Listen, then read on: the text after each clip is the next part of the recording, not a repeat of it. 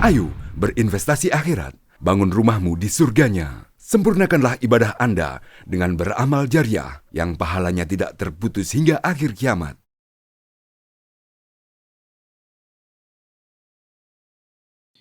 Bismillahirrahmanirrahim. Assalamualaikum warahmatullahi wabarakatuh. Bismillah walhamdulillah wassalatu wassalamu ala rasulillah Sayyidina Muhammadin sallallahu alaihi wasallam wa ala alihi wa sahbihi wa mawala wa ba'du. Para pemirsa podcast Masjid Al-Akbar Sorong yang insya Allah dirahmati oleh Allah Subhanahu wa ta'ala. Alhamdulillah, kita ingin melanjutkan kajian kitab Riyadhus Shalihin dan kita ingin memasuki satu bab baru yang dikenal dengan Babul Muraqabah, bab tentang pengawasan. Biasa juga diartikan sebagai bab tentang pengintaian. Allah itu mengawasi hambanya, Allah itu sangat memperhatikan gerak-gerik hambanya, memiliki perhatian yang sangat luar biasa terhadap pikiran, hati, gerakan yang dilakukan oleh hamba. Sehingga biasa diartikan sebagai pengawasan. Allah berfirman, alladzi yaraka hina taqumu. Jadi Allah itu sangat memperhatikan kamu, sangat memperhatikan hamba hina taqumu, ketika hamba itu berdiri, wa taqallubaka fis sajidin, dan memperhatikan gerakmu, gerak-gerakmu ketika di antara orang-orang yang sujud. Para pemirsa yang berbahagia, jadi Allah itu dalam ayat ini sangat memperhatikan ketika hamba itu berdiri, ketika bergerak. Demikian juga ketika hamba itu tengah bersujud di antara orang-orang yang sedang sujud. Banyak orang yang sujud, banyak juga orang yang tidak sujud. Nah, di antara orang-orang yang sujud itu, maka gerakan-gerakan yang dilakukan oleh hambanya, Allah itu sangat memperhatikan. Ada dua hal yang kita lihat keadaan di sini. Yang pertama, ketika berdiri dan ketika bersama dengan orang-orang yang sujud. Ini hal yang sangat menarik. Berdiri itu dalam arti kita melakukan aktivitas muamalah. Aktivitas boleh berkaitan dengan kepentingan keluarga, kepentingan orang lain, lalu kemudian berimbas kepada kepentingan diri sendiri. Takum, berdiri, menegakkan itu. Jadi tidak dalam keadaan tidur. Nah, Allah itu memperhatikan kita, memperhatikan hambanya. Siapa yang rajin, siapa yang jujur, perhatiannya luar biasa. Demikian juga wa taqallubaka fis sajidin. Di antara orang-orang yang sujud itu, gerakan-gerakan yang dilakukan oleh orang per orang itu, Allah itu memperhatikan. Nah, penyebutan as-sajidin, orang-orang sujud, atau di antara orang-orang yang sujud itu menarik. Mengapa? Orang beribadah sekalipun itu tidak lepas dari pengintaian Allah Subhanahu wa ta'ala. Dalam bahasa sehari-hari, ada orang kadang mengatakan, ya dapat nggak kita pahala ini ya? Kita sudah ini, dapat tidak? Ini salah satu jawaban. bahwa Allah itu mengintai, memperhatikan. Siapa yang di antara kalian itu sujud? Bagaimana perilaku kita ketika kita sujud? Bagaimana gerakan hati kita itu ketika kita sujud? Sangat luar biasa. Kita bersyukur termasuk orang-orang yang diperhatikan oleh Allah, dan kita masuk kelompok itu sebagai orang-orang yang diperhatikan di kalangan orang-orang yang sujud. Kalau tidak termasuk orang-orang yang sujud itu, aduh bagaimana ya? Kita harus merasa menyesal. Nah, ini ada dua penegasan Allah. Jadi jangan merasa sendiri ketika kita beribadah. Walaupun mungkin di antara keluarga kita itu ada yang masih tidur, terutama kalau sholat lail atau sholat tahajud, kita hanya berdiri. Jangan merasa sendiri. Ada Allah yang memperhatikan kita. Ada Allah yang akan melihat kekurangan kita. Ada Allah yang akan tahu apa kebutuhan kita. Jadi inilah salah satu bentuk keindahan. Keindahan agama kita, rahmat Allah itu luar biasa. Kita tidak dalam keadaan sendiri. Seseorang yang ibadah itu tidak dalam keadaan sendiri. Ada Allah yang memperhatikan. Ini tidak berarti bahwa orang yang tidak beribadah itu luput dari pengintaian Allah. Itu juga Allah Maha Tahu semua, tetapi kita itu ingin masuk bagian dari kelompok yang diperhatikan di antara orang-orang yang sujud atau di antara orang-orang yang ibadah. Satu kenikmatan, satu kepuasan tersendiri. Dalam ayat lain Allah berfirman, innallaha la yakhfa 'alaihi syai'un fil ardi wala bis sama'. Innallaha la yakhfa 'alaihi syai'un. Sungguhnya Allah itu tidak ada yang tersembunyi. Ya. Dari perhatian Allah sesuatu baik di langit, di bumi maupun di langit. Kita ini sebatas kita lihat apa yang ada di depan mata kita. Yang di belakang kita itu kita tidak lihat. Yang di samping kiri, kanan kita, atas, bawah. Kadang-kadang secara bersamaan kita tidak lihat. Walaupun mungkin pakai kaca, ya pembantu. Tapi Allah itu nggak ada yang tersembunyi. Di langit, di bumi, semua Dia tahu. Semua dalam kontrol Allah. Semua dalam pengintaian Allah Subhanahu wa taala. Inna rabbaka labil mirsad. Sesungguhnya Tuhanmu itu labil mirsad, pasti melakukan pengawasan. Ya'lamu kha'inatal a'yun. Jadi ayat ini ya sangat jelas. Ya'lamu kha'inatal a'yun. Allah itu memahami terus-menerus kha'inatal a'yun, pengkhianatan mata. Wah, ini juga bukan hanya kedipan mata, pengkhianatan mata. Bisa enggak itu mata melakukan pengkhianatan? Kelihatannya bisa. Kapan itu? Mata itu bisa melihat apa yang dilarang oleh agama Islam, apa yang tidak diridhoi oleh Allah. Kalau mata melihat itu namanya pengkhianatan mata. Seharusnya tidak lihat, tetapi mata ini kadang-kadang melihat. Ini namanya pengkhianatan mata. Para pemirsa yang insya Allah dirahmati oleh Allah Subhanahu wa taala.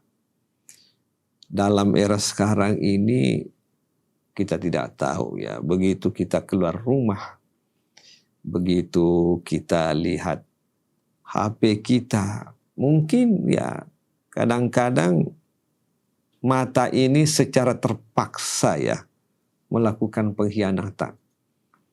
atau sengaja atau apa, karena begitu dibuka ada gambar yang kita tahu tidak sesuai tetapi itu juga muncul. Nah, dalam keadaan tidak disadari, dalam keadaan tidak terprogram masuk, itu kan juga bagian dari pengkhianatan mata. Walaupun itu tidak kita programkan, walaupun itu kita tidak membayangkan sebelumnya, tetapi itulah dalam dunia digital seperti itu. Nah, ini juga ya'lamu kha'inatal ayun. Allah itu tahu secara terus-menerus pengkhianatan mata. Jadi memang apa yang mesti kita lakukan? Tentu saja kita banyak-banyak berdoa, memohon perlindungan dari Allah Subhanahu wa taala. Kadang-kadang di luar dari kendali kita. Ya, tawaran-tawaran, gambar apa dan seterusnya kita tidak sadar, kita tidak lihat, di luar kendali kita. Kha'inatal ayun. Mata ini melakukan pengkhianatan. Itu dalam dunia maya. Bagaimana dalam dunia nyata? Ya mungkin ada teman kita bertiga, misalnya A, B, dan C. Kita ngobrol dengan C, tetapi kita memberikan kode kepada C untuk B.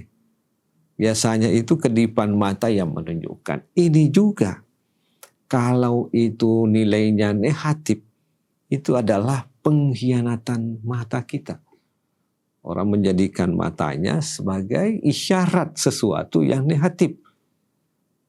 Ya, negatif dalam arti akan mendatangkan hal-hal yang tidak diinginkan. Itu juga namanya kha'inatal a'yun, pengkhianatan mata. Mata ini memang perlu terkontrol. Ya. Kemudian sambungan ayat wa ma tukhfi as-sudur. Apa yang tersembunyi di dalam dada. Dalam dada, dalam hati kita ini Allah itu tahu segala-galanya. Di situ ada niat kita. Niat kita berubah. Ya, Allah Pak tahu. Niat kita yang dulunya seperti ini berubah lagi. Aduh, bagaimana ya? Kita menjadi orang yang pelin-pelan, tidak stabil. Upayakan niat itu jangan selalu berubah. Kita harus istiqomah. Ini semua ini ya kita bisa connecting, kita bisa tersambung dengan pengawasan Allah itu kalau Allah itu menolong kita supaya kita terconnecting, ya Allah mengawasi kita. Dan itu adalah sebuah nikmat besar. Nabi Shallallahu Alaihi Wasallam pernah didatangi oleh malaikat Jibril. Salah satu pertanyaan malaikat Jibril kepada Nabi kita Muhammad Shallallahu Alaihi Wasallam tentang agama. Nah, rangkaian pertanyaan berikutnya adalah mal ihsan. Apa itu ihsan? Apa yang disebut dengan ihsan? Nah, anta'budallah ka'annaka tarah. Nabi menjawab bahwa ihsan itu adalah engkau menyembah Allah seakan-akan engkau melihatnya. Fa illam takun tarahu. Jika tidak bisa melihatnya Allah, maka yakinlah bahwa Allah itu melihat seseorang, melihat hamba, melihat kita. Memang dalam ibadah susah kita itu melihat Allah. Ya, tetapi ada keyakinan hati kita itu meyakini dan itu akan mendorong hati kita yakin bahwa Allah akan melihat kita dalam hal melakukan aktivitas, termasuk dalam hal ibadah. Jadi tidak ada yang bisa dihususkan, diperuntukkan tentang hasil kerja seorang hamba kecuali Allah. Dan inilah yang disebut dengan ihsan. Memang dalam bahasa kita, kadang-kadang kita memang ini dalam bahasa kita sebagai kepala keluarga, kita melakukan ini demi keluarga, demi anak, demi istri. Ya, itu saya kira benar-benar saja. Tapi substansinya adalah baik yang kita lakukan maupun yang akan diberikan kepada keluarga, itu adalah semuanya bagian dari tanggung jawab kita untuk mengabdi kepada Allah Subhanahu wa Ta'ala. Tidak ada yang dipersembahkan kecuali kepadanya. Ini yang disebut dengan ihsan. Nah, kadang-kadang kita itu seorang ayah yang mengabdi sebagai seorang suami. Yang kita lihat itu adalah anak kita, masa depan anak kita, kelangsungan kehidupan suami istri. Ya. Itu kalau itu yang dilihat, itu lebih kepada kepentingan kelangsungan hidup suami istri, kelangsungan anak kita. Tapi coba kita naik kelas. Naik kelas bahwa semua itu kita melakukan sikap ihsan. Semua itu kita persembahkan kepada Allah Subhanahu wa Ta'ala. Apakah ada perbedaan ketika kita melakukan pemikiran transaksional? Transaksional itu artinya sekian diberikan, sekian yang diterima. Itu namanya transaksional.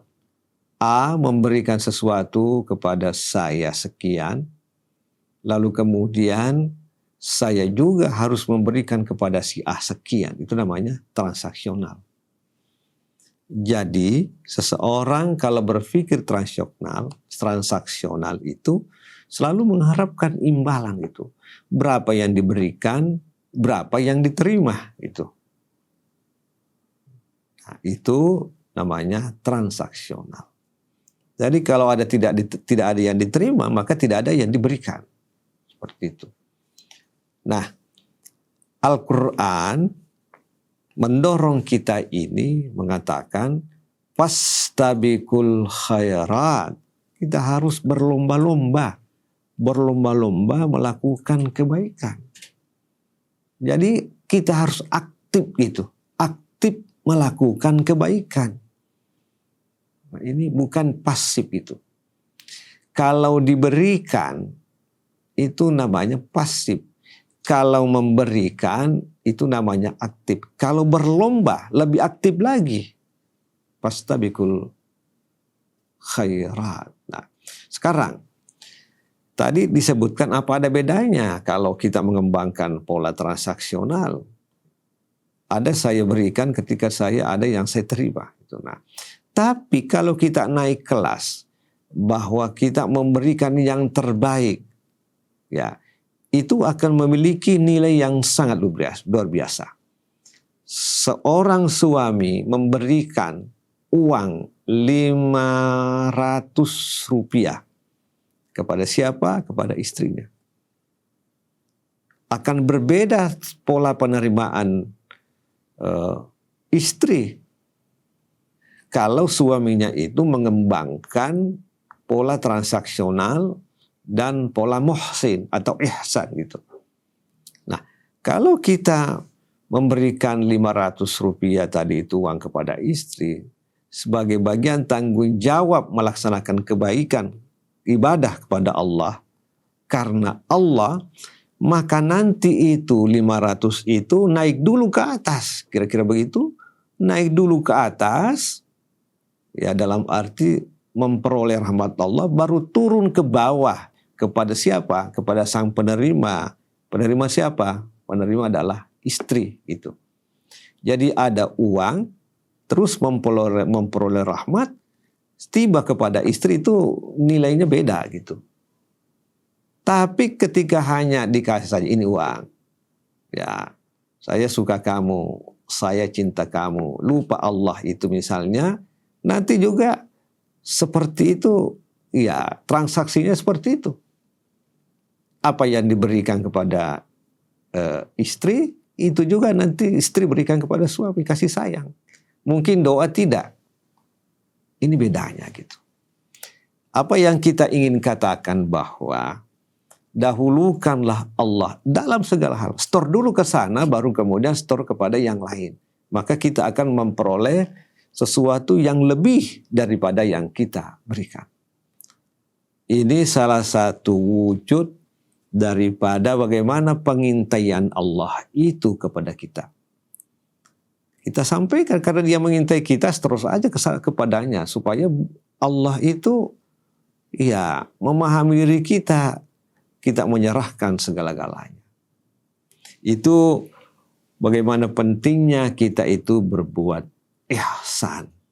Nah, Al-Quran sendiri menjelaskan, memberikan contoh terdekat bagaimana perilaku berbuat baik itu. Al-Quran, wa qadha rabbuka alla ta'budu illa iyyahu wa bil walidaini ihsana. Ya, umat manusia itu, umat Islam itu diperintahkan untuk menyembah kepada Allah, lalu kemudian berbuat baik kepada kedua orang tua. Nah, ini bentuk yang dekat dengan kehidupan kita. Orang tua itu ya melahirkan anak. Mudah-mudahan anak saya ini menjadi anak yang soleh atau anak soleha. Itu saja. Tidak ada itu harapannya akan begini, akan begitu. Itu saja kuncinya.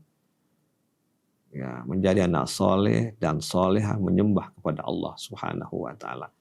Dia berbuat baik kepada siapa? Kepada bayi ini. Pengorbanannya luar biasa. Tidak pernah dihitung-hitung gitu. Mana orang tua menghitung pengorbanannya sama anaknya. Hitung tidur jam berapa, sekian bangun. Dia menghitung. Tapi pengorbanan itu diberikan secara tulus. Tulus itu menghapus seluruh perhitungan tanpa batas. Tulus itu adalah sesuatu yang tanpa batas. Namanya tulus itu. Menembus. Ya, luar biasa. Nah, pengorbanan orang tua yang kemudian di dalam agama harus dicontoh ya oleh seorang anak sebagai perilaku muhsin atau perilaku berbuat baik, perilaku ihsan. Mengapa? Tulus tanpa henti. Nah, kita beribadah itu ihsan, kita harus tulus. Nah, kalau kita yakini bahwa Allah itu mengintai kita, mengintai hambanya, maka pilihannya adalah kita harus berbuat ihsan. Berbuat ihsan itu adalah tulus dan memberikan yang terbaik. Jadi ada dua kuncinya supaya kita selamat dari pengintaian Allah. Pertama, kita harus tulus melakukan hal-hal yang baik. Tulus karena Allah Subhanahu wa Ta'ala. Yang kedua, berbuat maksimal. Maksimal itulah yang terbaik. Bagaimana kalau misalnya kita tulus, tetapi yang kita lakukan hanya minimal? Ya, walaupun niat kita itu mau maksimal, tetapi yang kita bisa perbuat adalah minimal. Jangan pernah berniat minimal. Kita harus berniat maksimal. Tulus itu hanya sekali. Tulus, kita harus tulus. Tidak ada pilihan lain. Tapi ketika kita berniat minimal maksimal, usahakan pilih yang maksimal. Bahwa kemudian faktanya itu adalah minimal yang kita lakukan, ya itulah bahagian dari keterbatasan kita. Kita mau menyumbang nominalnya sekian, insya Allah tulus kepada Allah. Ya, tetapi faktanya karena ada lagi yang lain itu, maka kemudian nominalnya itu sedikit turun. Ya, apa boleh buat? Ada yang lebih mendesak. Tapi jangan lupa nanti dibayar lagi itu, sehingga kemudian kita tetap pada niat yang pertama, nominal. Ini namanya ihsan, berbuat baik. Tetapi kalau kemudian berbuat baik tulus, lalu kemudian niatnya adalah hanya wilayah minimal, saya kira itu penting kita tingkatkan menjadi maksimal. Bapak Ibu, para pemirsa yang dirahmati oleh Allah Subhanahu wa taala. Kita bisa memperoleh ini semua, berbuat baik, tulus, dan berada pada posisi maksimal itu karena Allah menolong hambanya.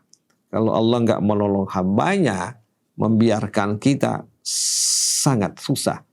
Tetapi kalau Allah menolong hambanya, dan inilah yang kita harapkan sehingga kita berada dalam pengintaian dan pengawasan Allah Subhanahu wa taala. Semoga bermanfaat. Wassalamualaikum warahmatullahi wabarakatuh.